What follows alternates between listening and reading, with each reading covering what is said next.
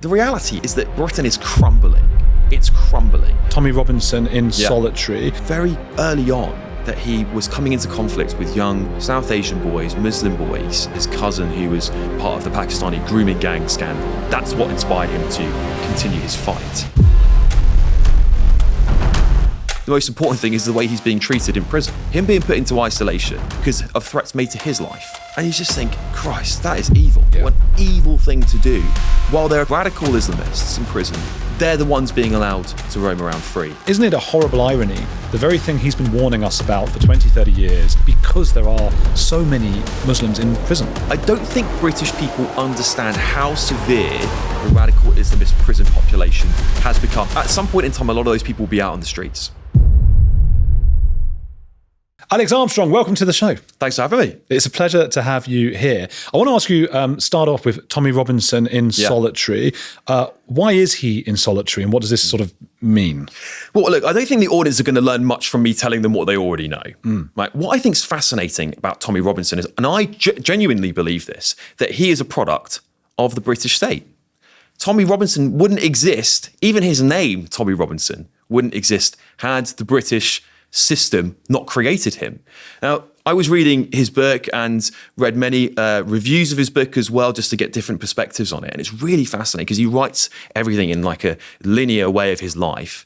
And what you really take away from Tommy, is that you see very early on that he was coming into conflict with young South Asian boys, Muslim boys, and was having racial spats with them at a really young age. His best friend was put in hospital by gang violence.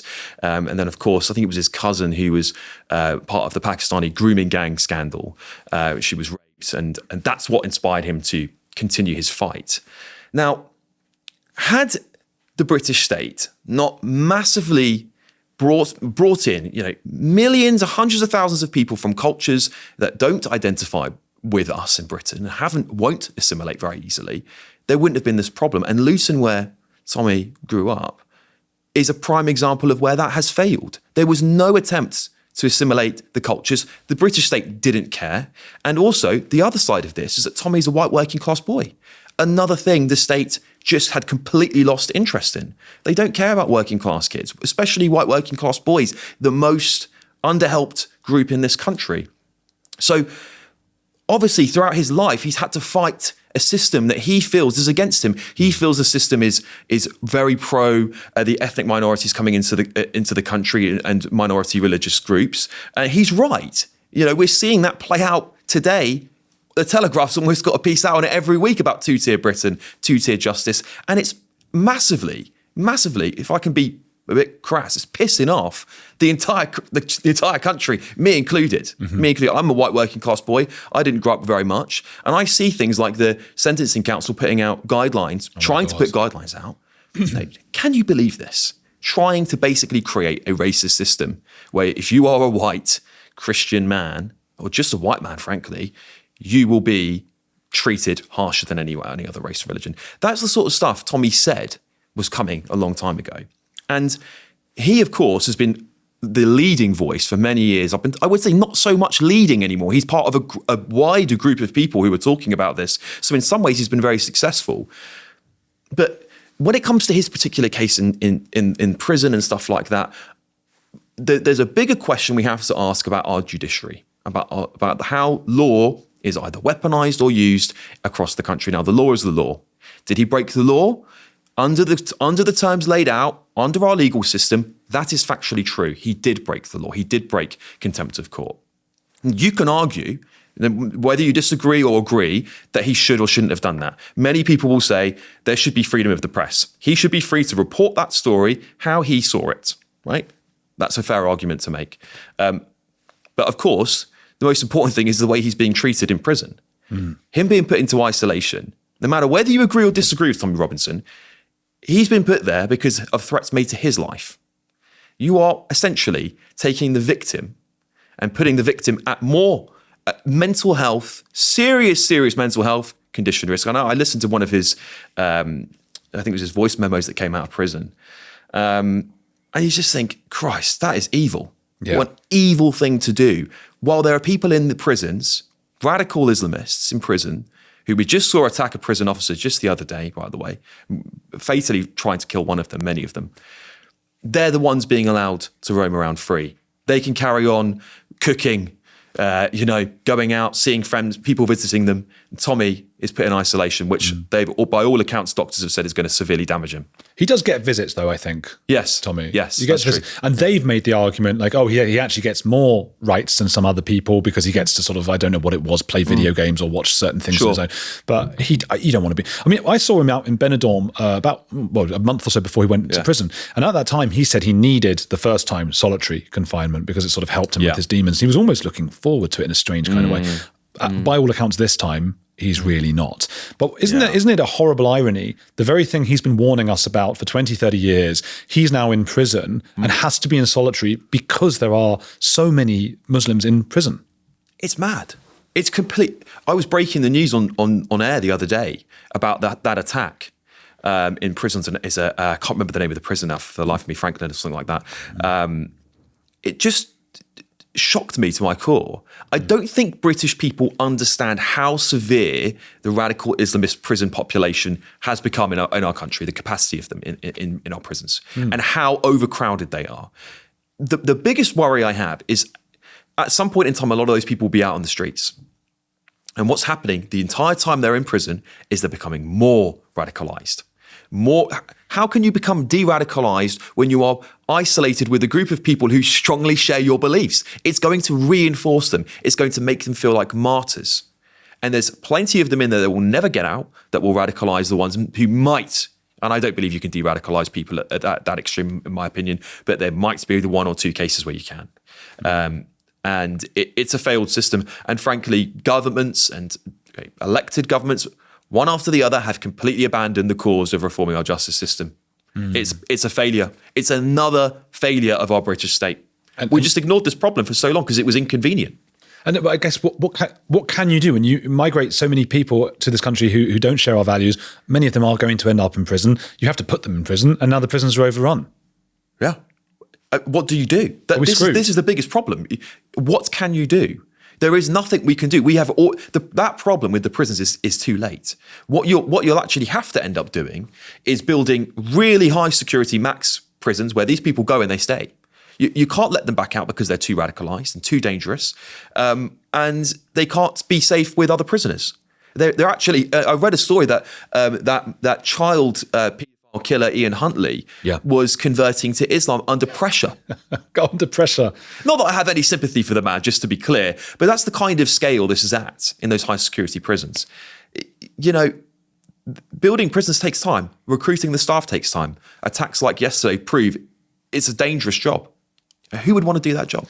This is scary. It reminds me of what's going on in Israel. I've just been reading Douglas Murray's recent book, and there's they have the prisons for the Muslim terrorists there, where they're not supposed to go out, but every now and then they're sort of forced to do a prisoner exchange. There was this guy called Sinwar who sort of masterminded October 7th, I believe, and he was one of those who had to exchange to get a hostage back at a previous point or something like that. Right. And he ended up basically doing exactly what you're saying would happen were we to let out all the Muslims in the prisons here. Yeah. Well, this is the stark reality for Britain, is that the worry that people like Tommy Robinson have had and now many other people is that this problem would multiply and get worse over time. And that's exactly what's happening. We are seeing sectarianism in politics worryingly rise. Labour are losing seats with massive margins, looking at 40, 50% in one go in small by-election council seats. You're seeing them go. This is the party that, basically kept its mouth shut about all this stuff for so long. They're going to have a reckoning soon on that, because they're going to realise they're going to lose that vote one way or another. When you were growing up, did you think of Tommy Robinson as I did, as like, oh, he must be some sort of evil guy? Absolutely. Yeah. Look, we're in a bit more of a privileged time now because social media has allowed alternative thought. The free press, let's call it that, at the time were very aligned. If there's a baddie, there's a baddie. There's a goodie, there's a goodie, right? And that's it. Whatever way they decided to present that to you, you would take that as fact. Nowadays, we can have more in-depth looks at things. We have investigative journalists who are independent from the press corps, should I say, the established press, that are able to take more nuanced approaches and present arguments. And that's one of the blessings we have in 2025. How much longer it will be around for, though, that's another question. Yeah, absolutely. He must have been at his wit's end, because nobody listening for years and years and years. And finally, I mean, there's been a big change the last year or so, I think, or the last 2 or 3 years, where normal people who are not racists have gone, oh gosh, this guy. Although there are a lot of people who haven't even heard any of this. They don't go on Twitter. And they still know of Tommy Robinson as his evil thing. Of course. You know, you bring him up. That would be the vast majority of people, actually, Andrew. In my opinion, it really would. Because I still believe that most of Britain, unlike what's going on in America, Americans are much more tightly aligned with social media now, but Britain still is relatively asleep to alternative thought. And listen, I don't want to sit here. I'm not trying to say Tommy Robinson has done everything good in his life. Sometimes I've read some of Tommy's stuff and I'm like, well, actually, you weren't an angel. You did do things that were bad.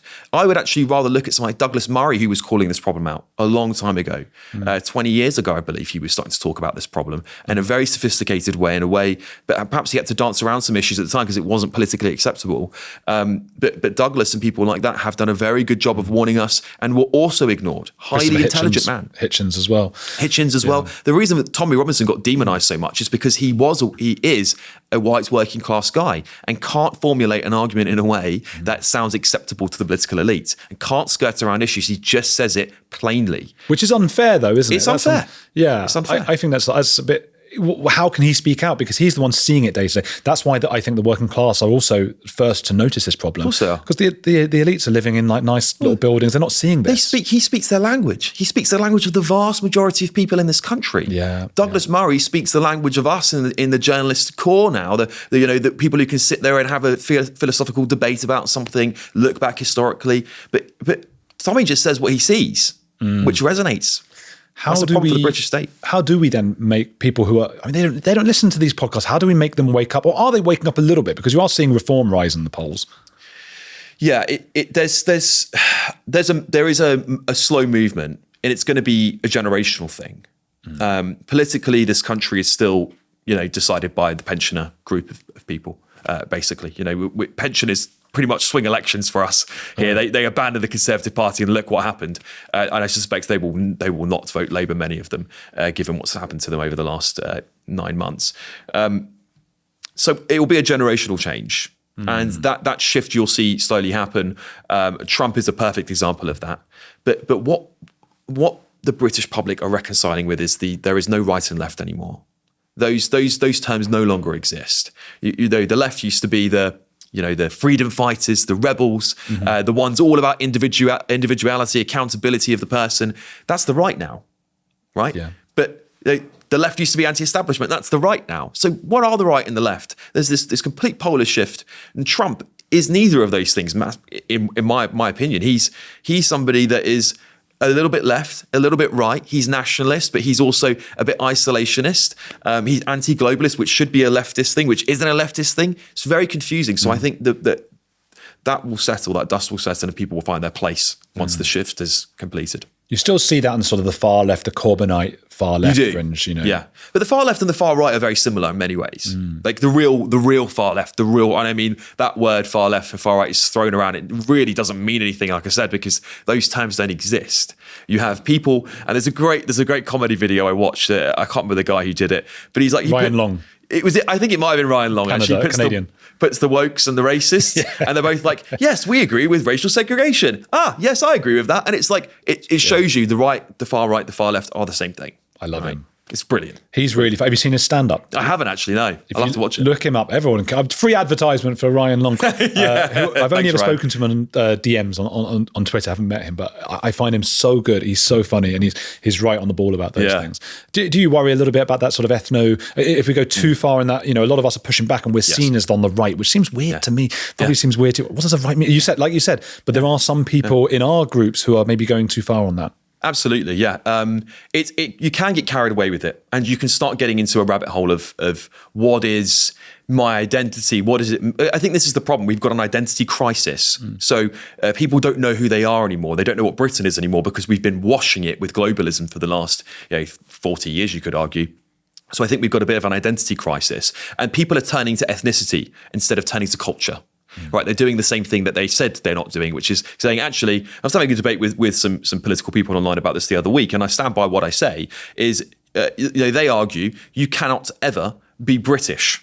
And they say that word without giving too much context to it, just because someone like Rishi Sunak happens to be from Indian heritage, or someone like Suella Braverman is another good example. Now, when I talk to those people, wait, are they saying British or English?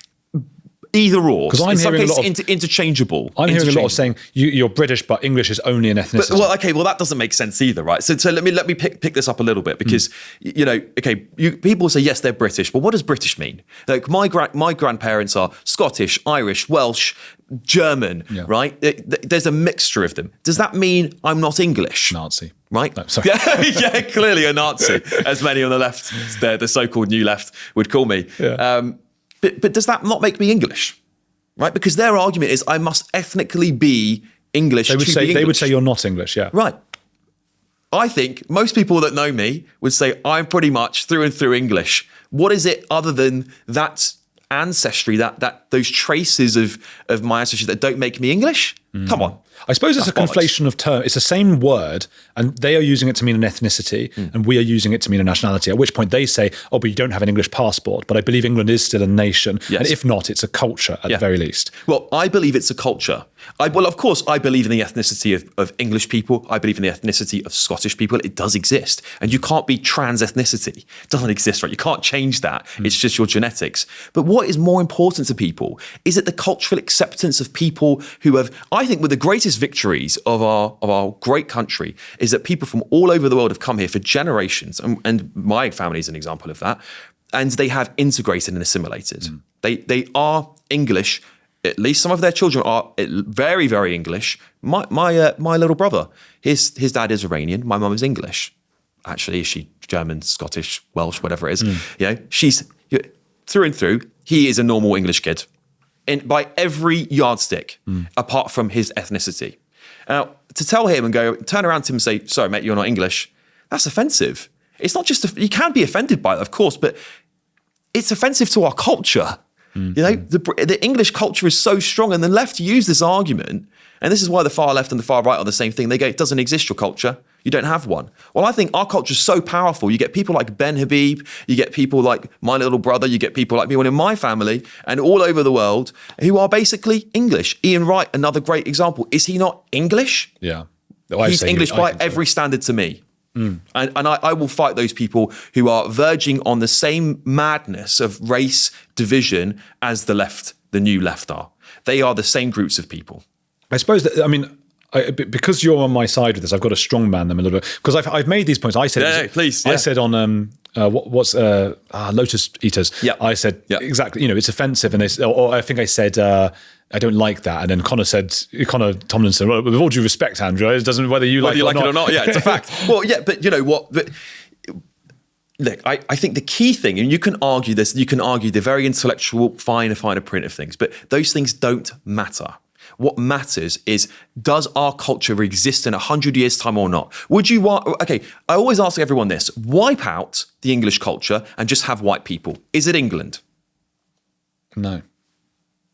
Point taken. That is it. If you went back, and their argument would be that, you basically could white people would just randomly become English all over the world because it's part of your DNA somehow. It's not. It is a culture we have built over 1,000 years at least.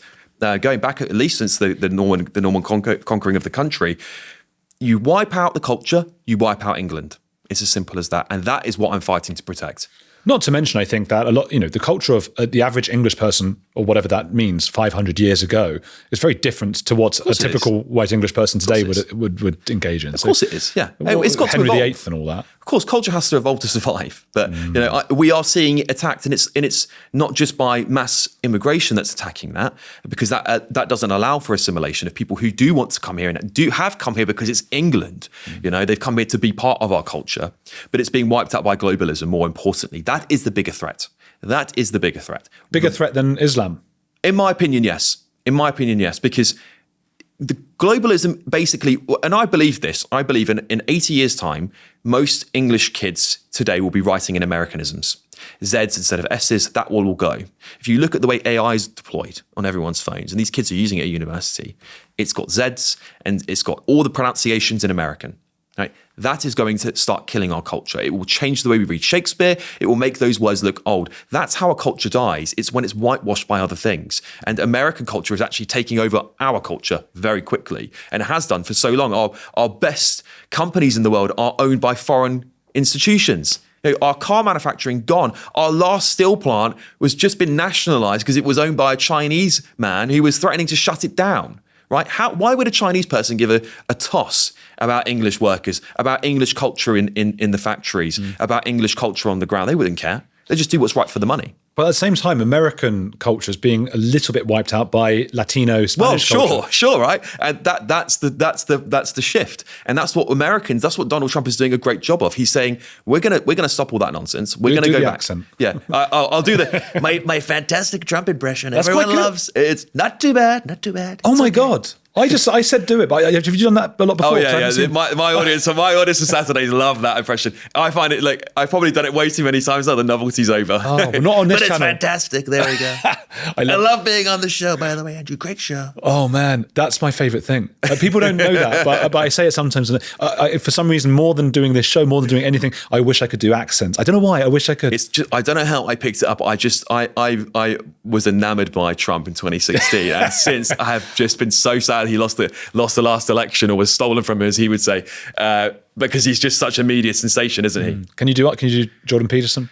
Do you know what? I can, but I need to hear his voice to do it. Well, bloody hell, you know? That's actually pretty good. That's the one I can do. If I do it now, it's gonna derail me. So I'll steer off of it. But maybe if I get there next time, Ben Shapiro. We can't do that. Just trying to think of idiosyncratic kind of voices. Jordan Peterson's a really good one, though. Yeah. Well, it's Kermit the Frog. And it's a little bit Kermit. Francis Foster tells this great story where Jordan Peterson said to him, like, a lot of people they say I sounded like a lot of people. They say I sound like Kermit the Frog, and I didn't know who that was, so I looked him up, and you know what? I do sound like him. That's really good. You see, I can't beat that. Your Trump was very good. Thank you. Tell me a bit about you've been following the story of the rubbish in Birmingham. What's going on, and to what extent is that a multicultural issue, or is it just that we don't have enough rubbish people? Yeah. The actual politics behind this is mad. It's 20 Unite workers that have gone on strike, basically, and it's spiraled out of control. I don't want to bore the audience with this because it's really boring, actually, how this happened. But I think that there's some multicultural issues we can talk about within it. The reality is that Britain is crumbling. It's crumbling. And the things that have shocked, at least the audience that on my shows, the most, are the politicians represented in that area.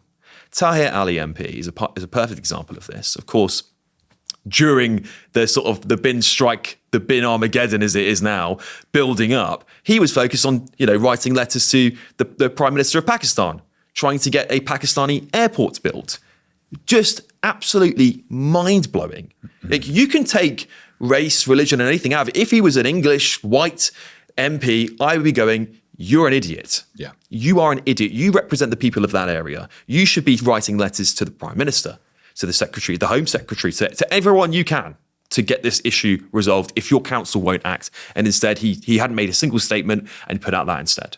That is a problem because people like Tahir Ali have priorities elsewhere. Their priority is not Britain. And that is where, again, the issues arise. This is where people get fed up because they go, well, you're an elected member of parliament. You're here to represent Birmingham, not Mirpur in Pakistan, right? And he'll argue, I've got loads of people from Mirpur and they want this airport built. I'm like, still nothing to do with us. They can lobby Pakistan if they want to, not you. It's got no national security impediments whatsoever. It's got nothing to do with us. So this is where British people start getting fed up. They say, why have we got people in our parliament, in the home of our democracy, that are not prioritising British people? Simple as that. I can guarantee you he's not representing the white working class boys and women and girls in Birmingham. Who do the worst at the free school meal schools, don't exactly. White boys. Yeah, well, they are the most underrepresented class in the country. They don't have any DEI programs. They come out with anyone on free school meals who is white, working class, less likely to go to university, less likely to pass their GCSEs, less likely to go to college, less likely to do anything compared to every single one of every other ethnicity in the country. That is stark. So they would say, going back to the ethnos now, I'm going to strongman them again. And so Carl Benjamin and Connor, and what I imagine they would say, and again, they're not here obviously, but I think they would say, well, here you go. You've got a trend here. These are people who have a different ethnicity. And you do see it. Look, I mean, a Jewish MP, there aren't anywhere near as many. There aren't as many Jewish people in the countries. They don't have as much influence in that sense. They're more likely to maybe write to an MP about, hey, we should continue selling arms to Israel. A Pakistani one, the opposite, and so on. So they would say, if you look at the ethnicities here, no matter how much these guys, might wear an England shirt at the cricket or whatever, the trend here is ethnicity, and that's an issue, they would say. The trend is culture, and it always is. But the culture tends to almost predictably correlates. Sure, but then you get back to an assimilation problem. It's always the same issue repackaged in different ways. Well, Jews are very well assimilated, but most will be pro-Israel. That's fine, and that's okay.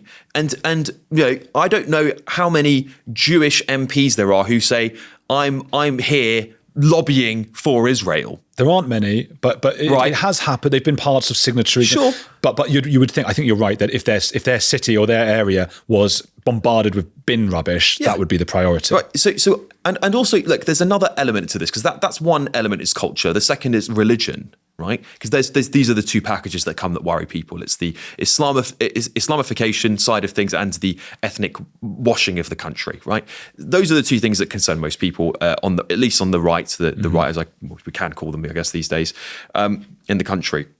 The reality is that Jews, and Michael Fabricant said this on Big Brother the other day. Yeah. Jews have a very good record of coming to countries and assimilating. Not everywhere. And I will say there are some elements of the Jewish community that don't assimilate, right? They're very religious. They're Hasidic Jews. They don't always assimilate, right?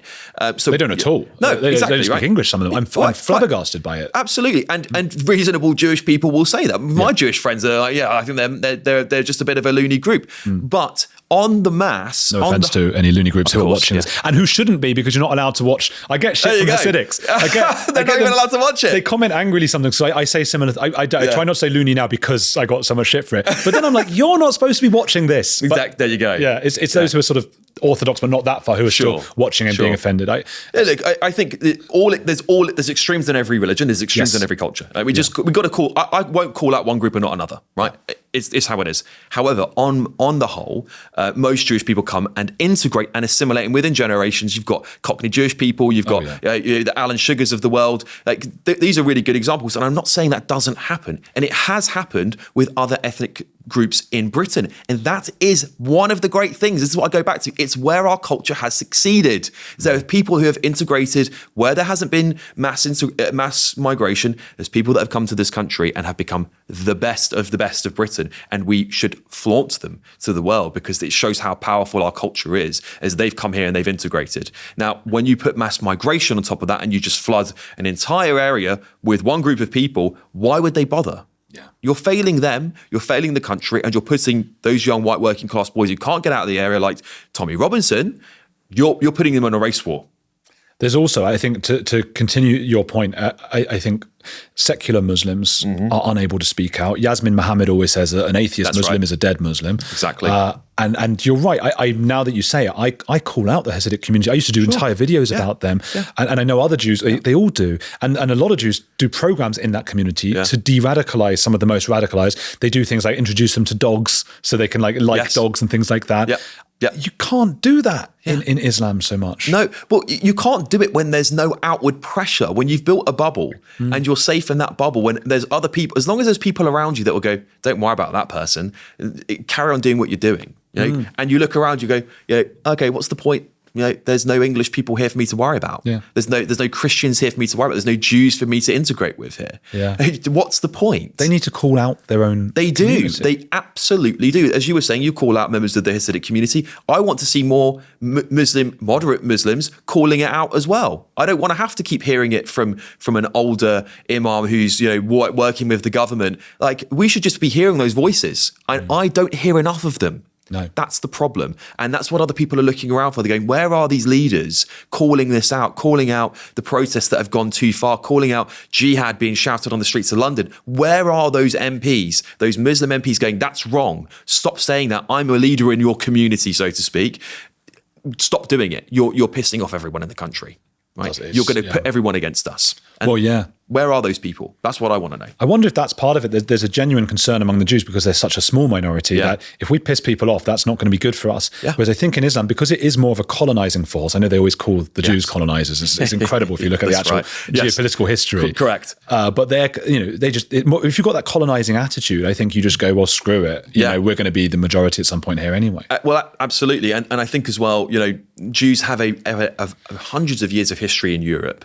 And integration into Europe and of course, massive amounts of attacks against Jews across Europe for hundreds of years. But as part of that constant pushing and pulling of the Jewish community, they've now found a space where actually they're very welcome.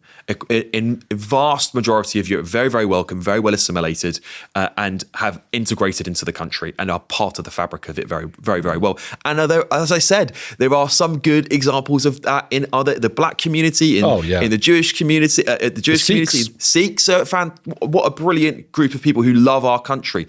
That's all anyone wants to see. Nobody in this country, a vast majority of people are not racists. They don't care about your skin color. They don't care about your religion. They don't care about your background as long as, one, you don't force it on them, and two, you embrace British, Englishness, Scottishness, whatever it is, as part of your home culture. That's all they ask.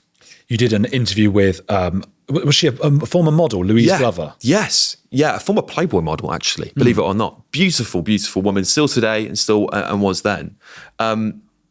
Yeah, really shocking. I actually met Louise in the green room in the studio, and just assumed she was on to talk about something fashion, actually, because she's so well dressed, so beautiful. And when I started talking to her, I was like, "Oh, why are you here?"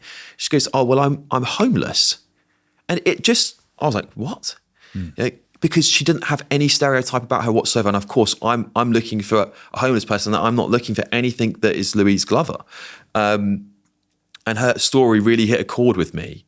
And I wanted to bring her back on to the show, so I brought her back on. I said, tell us about your experience being homeless. How did this happen to you? Obviously, there is, for one Louise Glover, there's hundreds of thousands more people who are homeless now, tens of thousands, should I say, at least.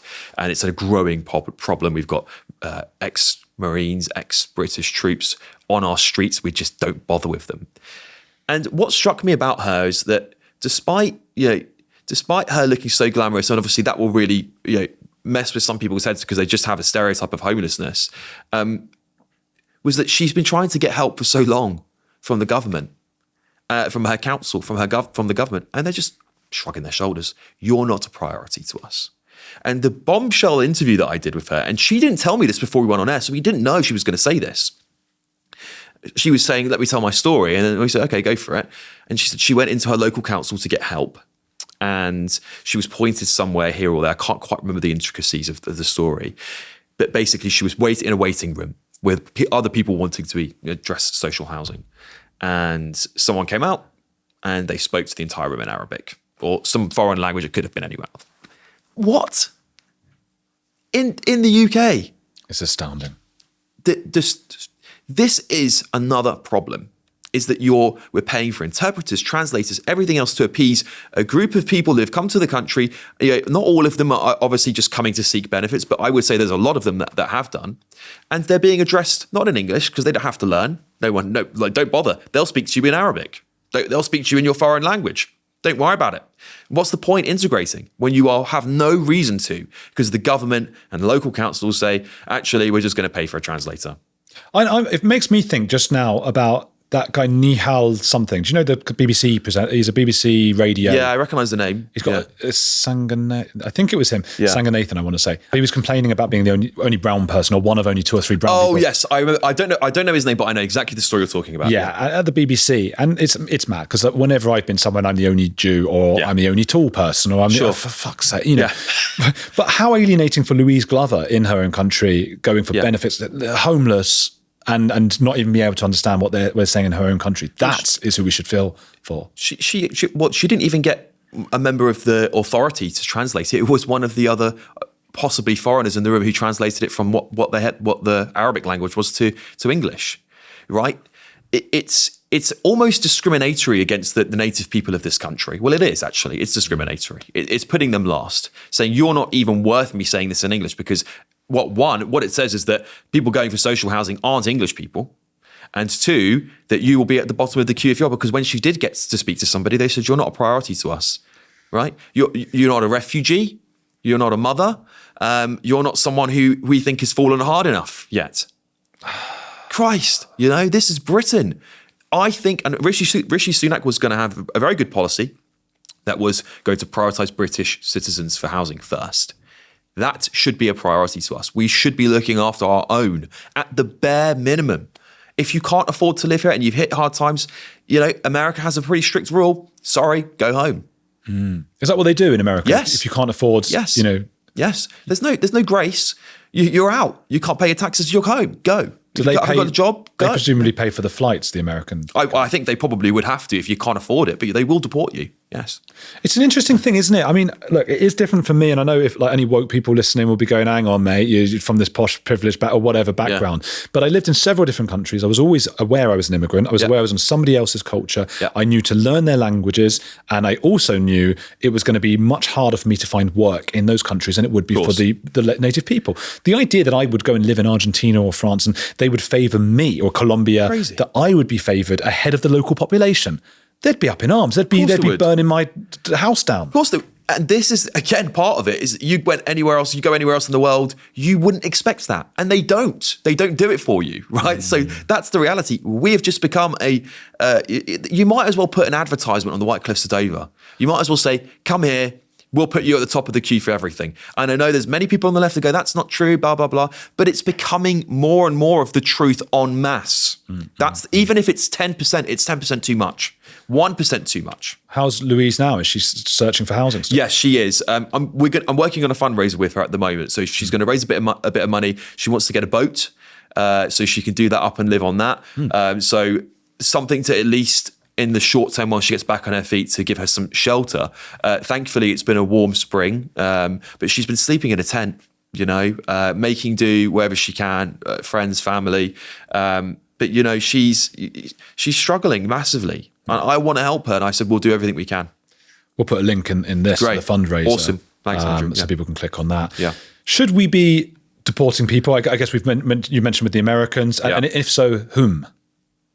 Yep, we need to deport a lot of people. There was a Colombian woman. There was a story of this Colombian woman. Were you covering that? No, I maybe cover a lot of stories like this, quite possibly. But there's a lot every week almost we hear about them, and there's going to be thousands more, by the way, because the backlog is massive. So you're going to see these, and they're not going to end for years. Well, unless we do something traditionally that will change it. But yes, we foreign criminals shouldn't be in this country. We are putting them up at the cost of thousands of pounds to the British tax, individually to the British taxpayer, but then millions, billions more after it. People who have come to this country decided, you know what, I'm just going to commit a crime, which I can't fathom doing in a foreign country, by committing a crime deliberately in a foreign country you've just been invited to live in. And then we keep them up in our prisons, which are flooded as it is, as we were talking about earlier with extremists. So they get radicalized in prison, then they come out even worse than before, can't get a job, back on benefits. It's not just the prison cost, it's the cost after as well, cost to society. Foreign criminals immediately. The other group of people we should deport are people who have come here, and Donald Trump has done a great job of this, and are on student visas or any other temporary visa, that are out protesting and things that are anti-British, anti-our values. If you're out on a student visa and you're screaming for jihad on the streets of London, deport them. Yeah. Just deport them. We don't want you here. I don't want you here. Yeah. I don't want you in my country. Go somewhere else where you can do that. Do that in your own country. If you want to come here and learn, fine. Play by our rules. Respect our culture. Respect our values. If you don't like it, leave. Yeah. Or be forced to leave. It's a point, isn't it? Again, you can look at, if you had to go to if I went to live in Colombia and you started chanting in favor of death to most people, the Colombians, and also maybe in favor of the FARC, let's say, who are not in the news so much these days, but the terrorist group in Colombia, in favor of them, you'd be rounded up. You'd be kicked out immediately, and you'd go, fair enough, Colombia. There was a Colombian career criminal with 12 convictions for 27 offences, deemed too fragile to be deported. And the funny thing there, Oh, it was a man, actually. I thought it was a woman. It was this. Yeah, was I do remember the story. Yeah, yeah, and I guess again, I was thinking back to my own version of it. Okay, if I was deported from Argentina when I was there, well, I understand that's their rules. I've broken their rules, whatever it is, and they might say, yes, but you don't come from a war-torn country. Well, Colombia's not war-torn. It's perfectly fine. I lived there as well and had a good time there. Yeah, we should be able to deport someone to Colombia. Of course we should. Of course we should, and we should do it without having to ask for permission. Frankly. This should just be the rule. If you break the law in this country, and we've become such a weak nation that our prime ministers and our leaders say, we've got to get an agreement with that country. Why? Get a plane, land it, kick them out of the plane, right? That I know that sounds very, very harsh, but you'll find very quickly, actually, Pakistan has actually wanted some of them back, right? Some of the Pakistani foreign criminals have been, the Pakistani government's like, yeah, send them to us. It's our justice system that's stopping them. It's the ECHR and other ridiculous human rights laws started by Tony Blair in 1997 that have screwed our country. We are doing it to ourselves. We are inflicting this pain on us. It's right? insane. It's insane. And for things like, what was the most ridiculous one I read? And I'm sure the audience would have heard about this one, which is a case of a foreign criminal who wouldn't be deported because this kid couldn't eat foreign chicken nuggets. Yeah, he didn't. I'm not even joking. That's a story. Can you believe that headline? Yeah. Leilani Dowding told me about that. And I was going, no, it's not true. We're going to fact check that. But I mean, I think that was one of the many things in the list. I mean, it wasn't just the nuggets. Of course, there's more to it. But the fact that it's even used as evidence, I think that regardless of whether that is the crux of the matter, which it obviously isn't, there's more detail there. You think if you were the lawyer, you go, no, that for representing them, don't say the nuggets thing. Don't talk about the nuggets. But and are they that different, chicken nuggets in different countries? Because I do remember, I don't know. I think they were a bit different in France. I know Maltesers taste different in France. They're not as good in different countries as they are here. Well, I know chicken nuggets in America don't taste great, in my opinion. But there you go. Well, fair play then. But, it's not a reason to not deport. It shouldn't even be on the list. It's like mad. It's mad. So have we reached a point where many of us have to either prepare or plan for a backup country? Because I'm concerned that whether it's 3 or 7 years' time, in the next election, if we were to get Lebanonized or whatever, or at least how we might defend ourselves. I really hope that doesn't happen to this country. I love Britain. I don't want to leave this country either. Not that I haven't thought about it, because I think about it regularly, actually, leaving Britain. But I love what this country has done for the world.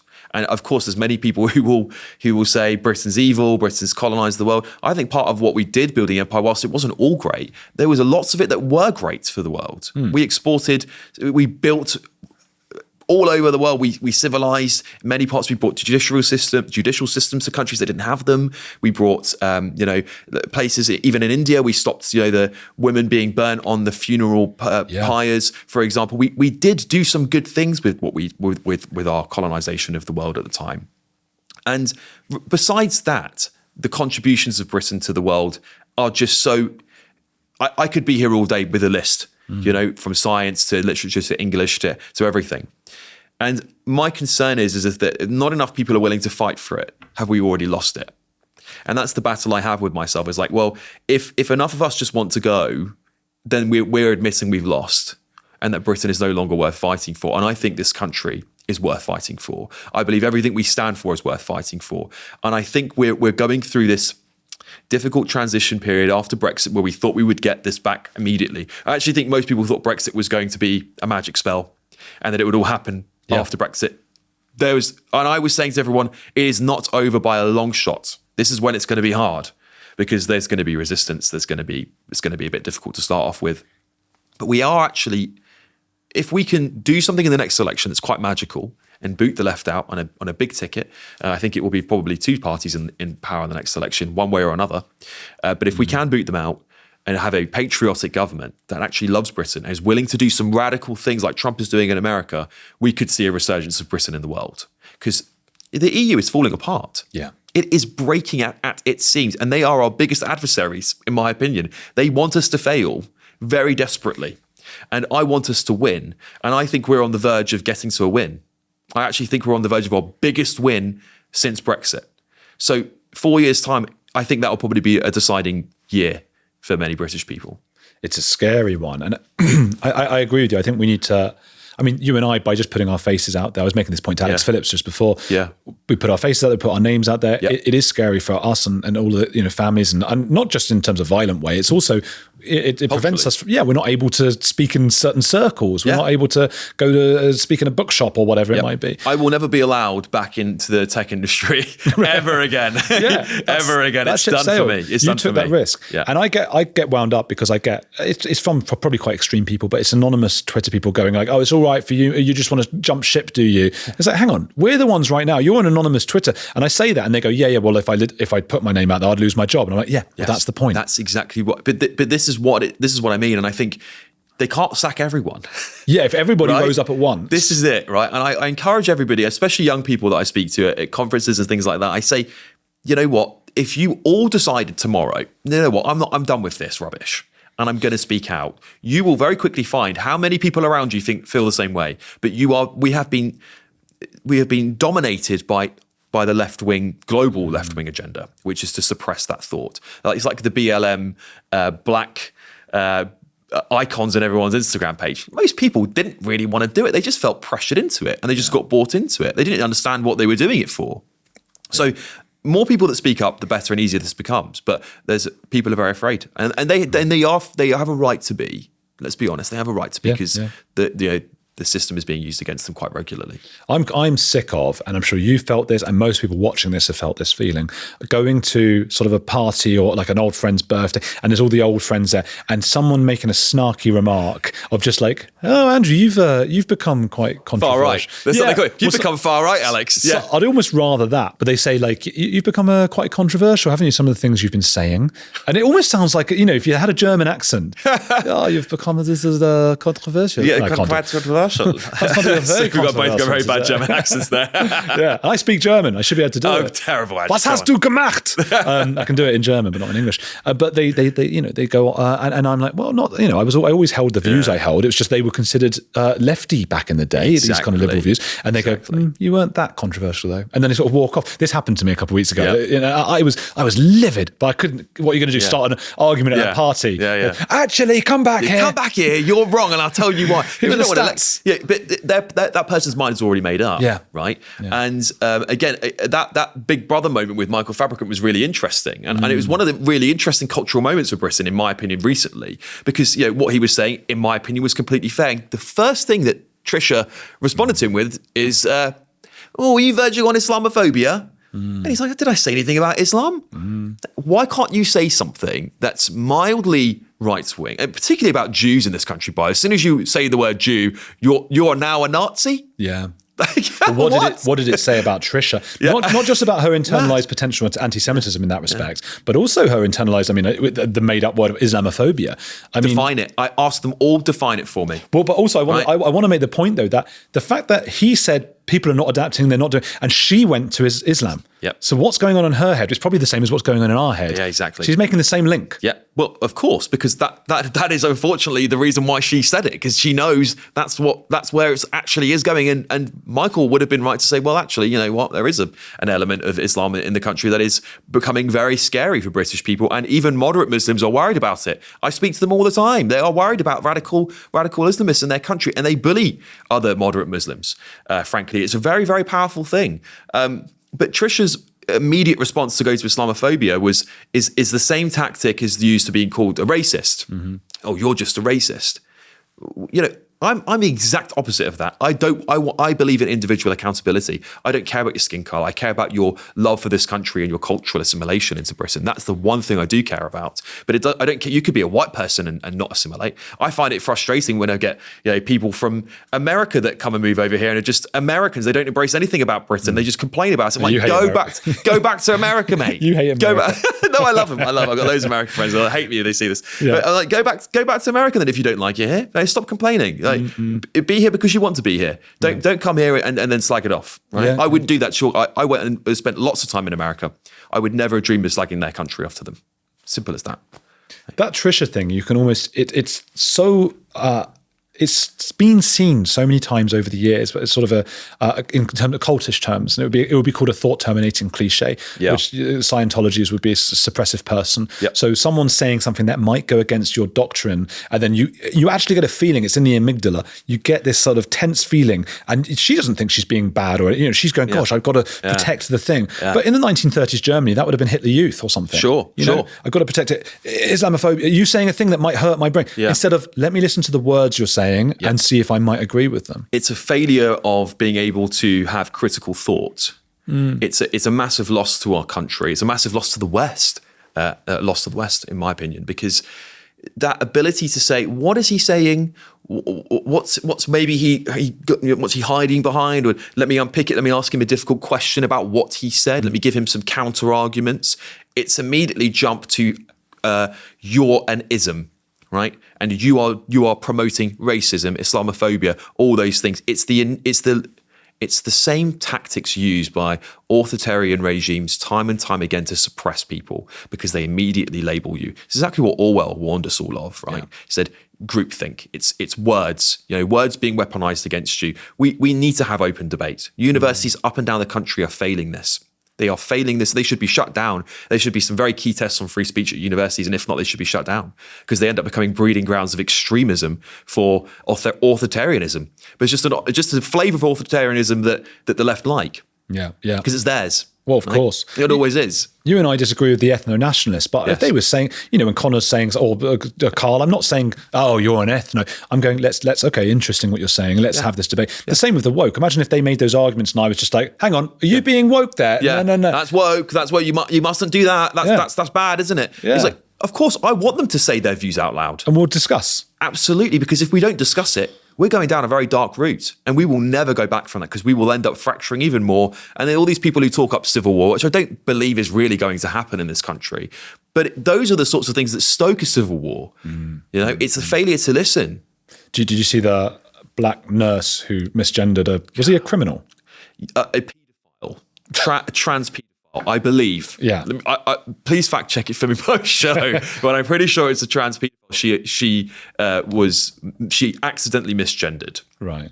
Which she claims she was racially abused by the man. Yes. I don't mess around with my words, as my audience will already know this. I don't believe you can be trans anything. It was yeah, right. Yeah. It's a man. I don't want to keep repeating the word because YouTube will get us, but he was that thing. And she was racially abused. That's what she claims. And then when she accidentally said the word Mr., they escorted her out of the hospital basically and said goodbye. I think she might have been Ugandan or Nigerian. I can't remember where she was from. But it's just there are some things that trump race clearly, right? And this is where this crazy ideology leads because there's always tiered systems of what's more unacceptable. It's like you get to a level of, okay, race is bad, but it maybe talking about Islam is worse, but then, maybe that's the LGBTQ plus I, whatever it is, issue is even worse. Like when you do that, what is the hierarchy? So the fact that she was racially abused wasn't trumped by the fact that the accidental misgendering, as she claims, was clearly far worse. What does that tell you about the bureaucracy of our country, which runs the bureaucrats run our country, by the way. Liz Truss would have, I saw her on the show. She's right.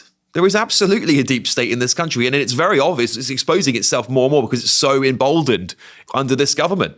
It's so emboldened. The Sentencing Council, again, I go back to them. They are paid for by the taxpayer. They are paid for by you and me, and they want to put out guidelines that say, you would be, scrutinized harder under the law. There's less leniency towards you because you're a white man. It's insane, isn't it? They are, and when the Justice Secretary wrote to them to say, actually, this is nuts, stop doing it, a Labour Justice Secretary, Shabana Mahmood, they just put the middle finger up to her. They flipped her the bird and went, nah, we're all right. We're going to carry on doing what we want to do. How mad? How mad?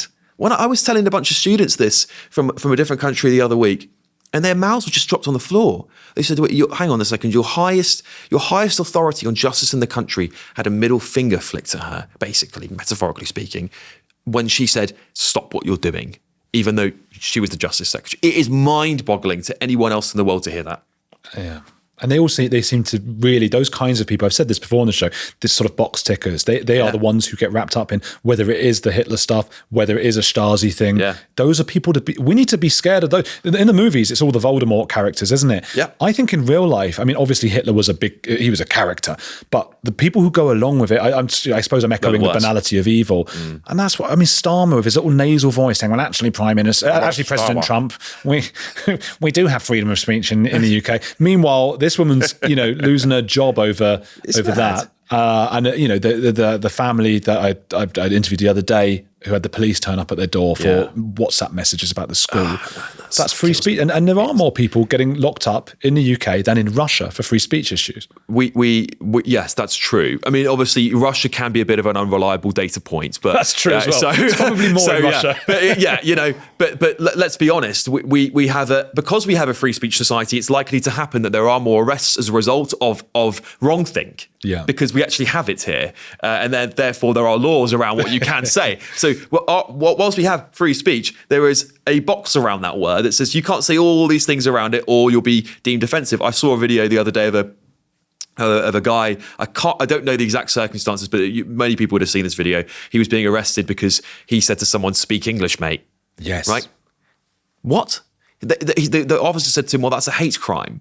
Hang on, you're in England, and saying to someone "speak English" is a hate crime? Well, he was deaf as well. He said "speak clearly." I think that's what he claims he said, obviously, but the other person's claim he said "speak English," whatever. Yeah. But regardless of the matter of fact is that someone said to him, to this officer, said, "Oh, speak English," and that was deemed potentially a hate crime. When I was in Germany, every day some German person got angry at me when I was speaking German for my German not being good enough. Like, they were all having a go at me. Same thing at Argentina with Spanish. Same with France. French are big on that, and that's part of it. And that's why you have to learn it. Yes. The French protect their radio. The songs. It's like 60% of them have to be in French or something like that. Love that. Yeah, it might even be more than that.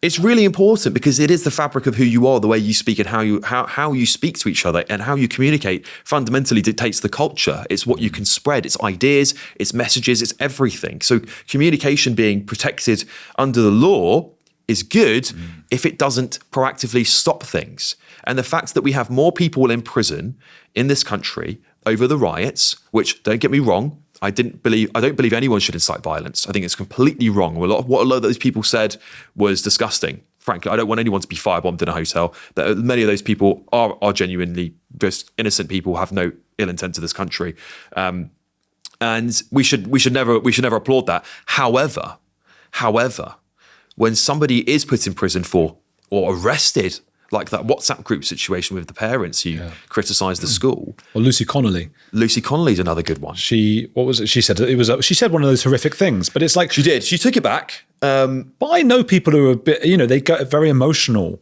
And it doesn't mean, you don't want people to get emotional and go and kill someone. Yeah. But sometimes they get emotional and write things they don't really mean. Yeah. And she deleted it a few hours later. Well, the problem we've got is that what happened very quickly with this new government is that they weaponized laws the Tories had wrote over generations. These are Tory laws, let's be clear about this, that the Conservative Party had wrote.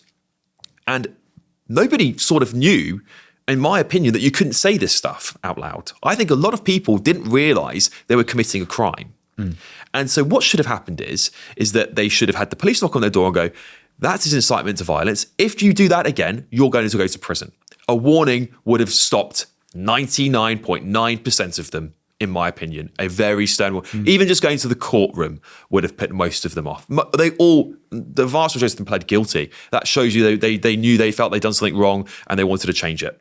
Yeah. Instead, we've got people who have committed, the Pakistani grooming gangs, authorities have cover up after cover up in this country are still out free after knowing that there's been girls raped in our country. And Labour don't want to do an inquiry, but now they're flip-flopping. What's the latest on that? This is disgusting. The Labour Party, this government, has shamed itself beyond belief on this topic. It infuriates me what's happened. These politicians who have stood on a moral high ground for 14 years, saying we're going to safeguard women and children, we're going to undo the wrongs committed in this country, have called Keir Starmer has called for 10 national inquiries in this country. 10. Some of the most ridiculous things. And they know as well as everyone else in this country does. So Trevor Phillips, brilliant man, by the way, brilliant man, wrote that fantastic piece saying, and I agree with him. He said, this is politically motivated. Labour doesn't want to be held accountable because it's their vote. It was their vote. It's going relatively quickly, but it's their to the vote. Independence Party. Yep, to the pro-Palestine party in most places. They've independent pro-Palestine groups. That's how they identify. And they're losing to them. And they're going to lose them even more if they start identifying, actually, these are Pakistani grooming gangs up and down the country. Oh, wait, and many of our elected party officials were involved in a cover-up or were told, or our police authorities under our watch were told to cover this up. You're going to go to a wipe house at the next general election. You can't come back from it. Right? Yeah. That is decades of work that needs to be done. And Keir Starmer, of course, himself prides himself on saying that he did the most to fix grooming gangs while he was the head of the CPS. So it's damning on the whole party, top to bottom. It's a disgrace. It is the most vile stain on our country. And until we address it, it is not going to go away. I think that when they got in the House of Commons earlier in the week, last week, and just before recess decided that they were going to shove this in, they hoped we would all forget. They hoped, thankfully, not that long to go before the end of play. Let's just make this announcement now. We've got Easter, so we can't be held accountable. There's no scrutiny, and the press won't pick it up because it's going to be lots of other news going on. We're putting through the steel thing on Saturday. It will get bombed. Absolutely not going to happen, guys. Labour will never get away with it. Because it's on their door. It's their problem. It's the backyard they created. And if you refuse to fix it and you go, only after massive pressure did you decide to have these local inquiries in the first place, it wasn't because you had a good moral conscience, it's because you got pressure from TV channels like GB News, thankfully, put massive pressure on them. Charlie Peters did brilliant work doing that.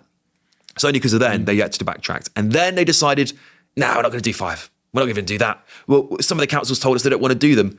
Of course they don't want to do them. Of course they don't want to do them. What? They're going to expose themselves. Yeah. Of course they are. So the cover-up, in my opinion, my strong opinion is this cover-up goes all the way to the top of government, all the way through the CPS, and that until a political party comes in and decides we're gonna pull the string on it, it's not going to go away.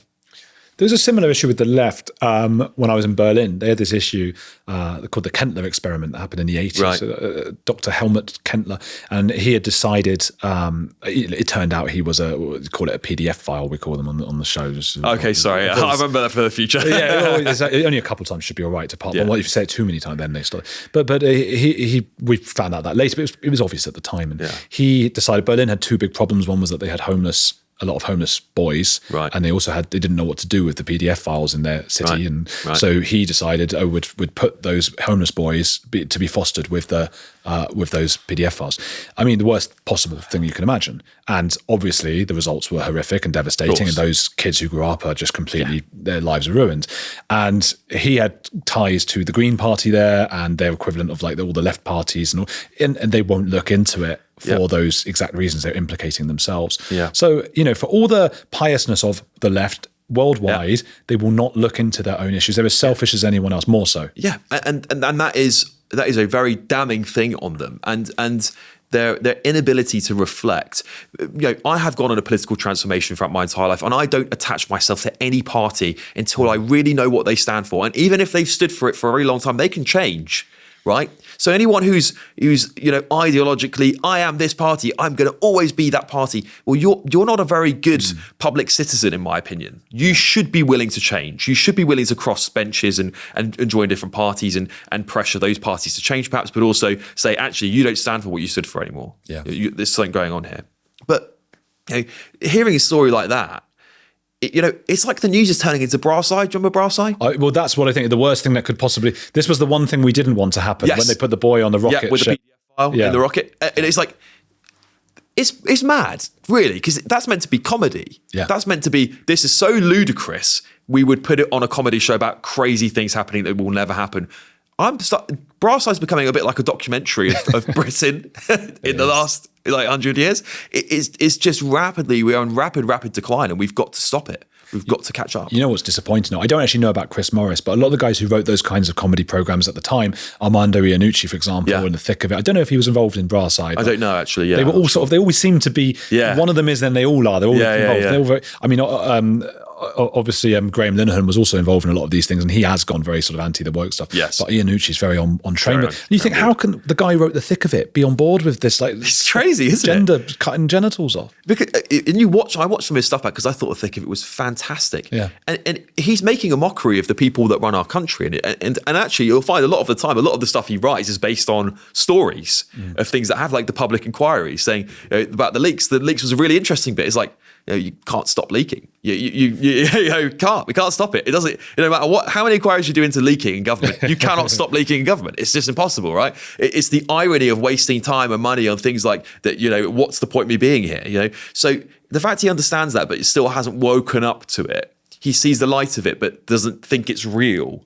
It's like you write the comedy, but when you see it happen in real life, it's almost like looking in a mirror. It's like, oh, it can't be real. It's like just put my head in the sand. That's what these people do. Must have a trans person in his life.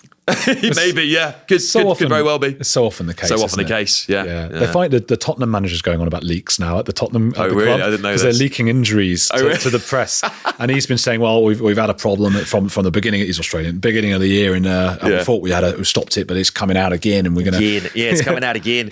Sounds like Will Kingston, one of my favourite commentators. Coming out again. More of the old leaking. And you want to say to him, mate, just you're not going to stop the leaking. Government can't, Tottenham can't. Nobody can stop leaking because it's human nature. I've got one more question for you, but where can people follow you and see what you're up to? And all X, Twitter. I don't know what is the correct terms anymore. I just say X. At Alex H. Armstrong. That's where I put most of my controversial opinions, for better or worse. I'm not always right. I always say to people, look, no one individual's ever going to agree with me on everything. But I'm there for a debate. So I'm Alex H. Armstrong on Instagram, on Twitter, and that's probably the best two places to follow me. I like what you say there, because I get so many comments like, you said a thing I disagree with. I'm unsubscribing, can no longer ever watch you again. I thought, well, you're an ideologue then. Yeah, how are you going to ever agree with anyone on 100% of things? When you marry your wife or your partner or whatever, do you agree with 100% of the things they say? Of course you don't. Right? Divorced immediately, right? You don't like that plant? No, I'm leaving. Right? It's like, though, having said that, there was a Louis C.K. line. I think it was Louis C.K. I don't know why I saw it, because I couldn't find it again, but I used it. It was the first line of my groom speech when I married my wife. And it was something, I'm not going to say it well now, but I said it was something along the lines of, you found the love of your life when you find someone you can be racist with. And I loved that. And I wanted to see it as my own, but I think it was Louis C.K. And it really hits on that thing of, we're so careful of what we say. And it doesn't really mean you should be racist. I know. It's that you can be open about, like, just even I actually think people... I mean, I grew up in a really diverse area. Nudging each other on race a little bit was part of the banter. Sure. Right? It should be acceptable to a certain extent, as long as you're not deliberately doing it to hurt somebody. I understand there's a line, but you're right. We just need to have a bit more open dialogue in the world, don't we? We really do. We've lost it so badly here. Well, I've said this before, so I won't go on about it. I said it before on the channel. I used to enjoy and revel in jokes about Jews. Yeah. And because everybody else is so sensitive, I'm now going, hang on, why are we the only... If someone does make a joke, now I'm offended. I don't want to be offended. Well, why should you be? Because you've had to be offended because everyone else is. You're like, it's kind of like where it leads to. Little Britain is the perfect example of great comedy. Everyone is at risk on Little Britain. It's great. And they laugh at themselves, they laugh at other people. Sacha Baron Cohen, obviously famously Jewish man, always taking the mick out of Jews. If you can't laugh at yourself, you're going to have a bad time. You're going to have a really, really boring life. They wouldn't do Little Britain now, though. No, they can't. I think they're a bit wild. They'd probably be. I think they have to be. Yeah. You have to be in that industry. Matt Lucas wouldn't come on here. Because you should ask him. You never probably have done over the year. We try a lot of those guys, and they don't. Some of them reply. A few. Trigonometry seems to get more of those, and you've had a few lefties on as well. Yeah. I struggle here. We keep trying, and it's people say, why don't you have people with other views? And we try. Well, this is the problem. I love having lefties. Like, a lot of people I get audience members writing and saying, oh, can't you just get rid of the lefties? And I just go, I think it'd be boring without them. Yeah. It'd be so boring, and I wish more lefties would come on and hear other opinions and fight and argue, at least to educate someone else. Yeah, right? At least to let someone else make a decision whether they like what you have to say or not. My favourite episode I've done on this was Iannucci, the black female football commentator. Oh yeah, and we had this big like debate about DEI, and how fun that was. I felt alive by the end, nervous beforehand. Of and course. people liked it. But you also find a middle ground as well from her perspective, I'm sure, as to how she feels, because she clearly believes it. Yeah. And most of these lefties do believe what they're saying, by the way. Some of them are charlatans. Well, I think she believes what she's saying, but I don't think she was very convincing. No, sort of in Narinder level, maybe. Yeah. I also, by the way, know Narinder quite well, and I disagree with her on everything. Right. But I love the fact that she's willing to at least most of the time put her voice out there. She's very polite as well in messages. She's lovely in real life. She's absolutely lovely. And what you see online and on TV isn't always a real reflection of that person. It is a little bit of showbiz. You've got to be a bit punchy. And she does believe what she says. But, you wouldn't know those views existed in Britain. And they would be underground. It'd be very, very dangerous if they were. So isn't it better we have it out and she hears what you have to say and you hear what she has to say? Absolutely. Right. Who's a heretic you admire? Oh, I was thinking about this question. It's so difficult, but because there's so many great ones. I'll give you two. One maybe not so much who's been here, but I think Trump is probably the most important political figure of our lifetimes, and so I massively admire what he's done. He's fighting for it. He fought for his life, for his family's life, he'd be in jail now, I believe, if he'd lost that election. So, the guy not only fought off being put into prison, but won a landslide election with his very forthright political views that don't really have an ideology. He just believes this is what America should be. He's my favorite sort of heretic, so to speak. But Douglas Murray, who you'll have on tomorrow, is one of my personal heroes because he's, again, been a controversial voice who's been proven right and done so eloquently over the years and so clever. So I'm looking forward to watching that. Can you do a Douglas impression? I cannot do a Douglas impression, actually. I want to see if I... Go on, give it a go. How would it sound like... what would he say? Well, because you sound a bit Irish there. Well, I think so. I think so. Douglas Murray, that's right. He does sound a little bit Irish. Right. Well, because it's like Scar from The Lion King, isn't it? Yes, it is he's got such a beautiful voice, hasn't he? The way he pronunciates. There's almost a subtle lisp on the S. Yes. Quite. Yes. He's just so well spoken. Yeah, I wish I can have that. Well, somebody please do one and send it to us on Twitter. Yeah, that would be great. Let's see if we could do a good one. Please go and follow Alex Armstrong. It's Alex H. Armstrong. We'll put a link down below. We've got the Louise Glover fundraiser we'll put there as well. Hit the like button and keep watching this show.